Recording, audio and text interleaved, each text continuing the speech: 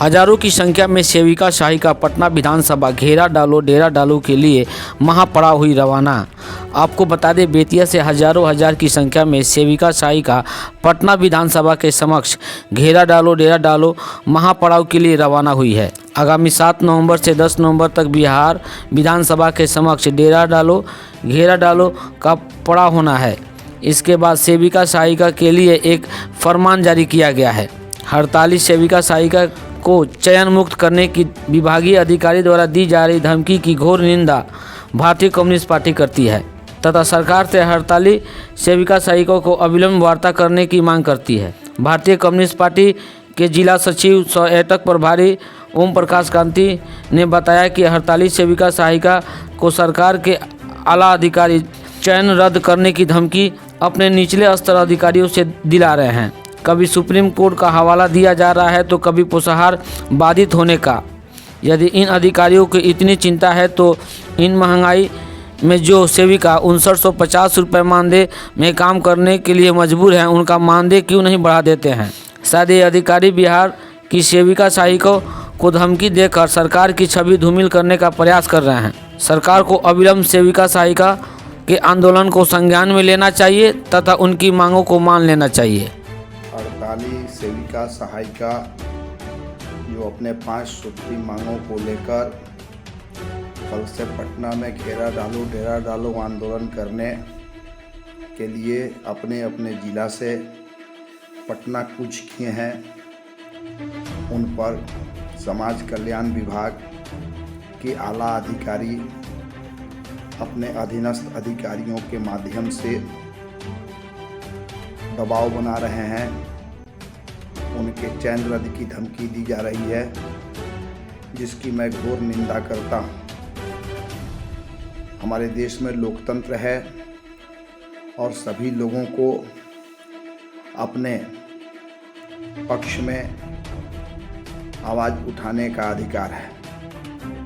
सेविका सहायिका पिछले 29 सितंबर से हड़ताल में हैं, लेकिन विभागीय अधिकारियों और सरकार के द्वारा संज्ञान में नहीं लिए जाने के कारण ये लंबा हड़ताल होते जा रहा है।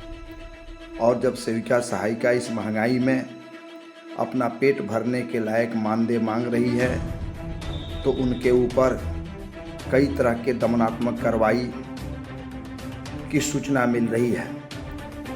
हम एटक पश्चिम चंपारण की ओर से और भारतीय कम्युनिस्ट पार्टी पश्चिम चंपारण की ओर से सरकार के अधिकारियों के इस दमनात्मक कार्रवाई के आदेश की निंदा करता हूं और सरकार से मैं कहना चाहता हूं कि सरकार के इस तरह के आदेश से निश्चित रूप से भविष्य में राजनीतिक नुकसान होने की संभावना है।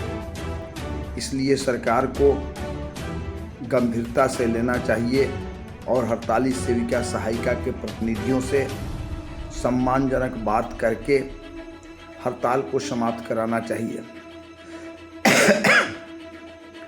जहां तक मुझे जानकारी मिली है कि समाज कल्याण विभाग के प्रधान सचिव ने दूरभाष पर और वीडियो कॉन्फ्रेंसिंग के माध्यम से सेविका और सहायिका को हड़ताल से वापस करने के लिए दबाव बनाए हैं, जबकि आंगनबाड़ी संयुक्त संघर्ष समिति ने बाकायदा लिखित रूप से सरकार और विभाग को सूचना देकर के हड़ताल पर गए हैं। और जब तक सम्मानजनक वार्ता नहीं होती है, इनके संघर्ष समिति हड़ताल से वापस आने की घोषणा नहीं करती है, तब तक हड़ताल से वापस आना असंभव है।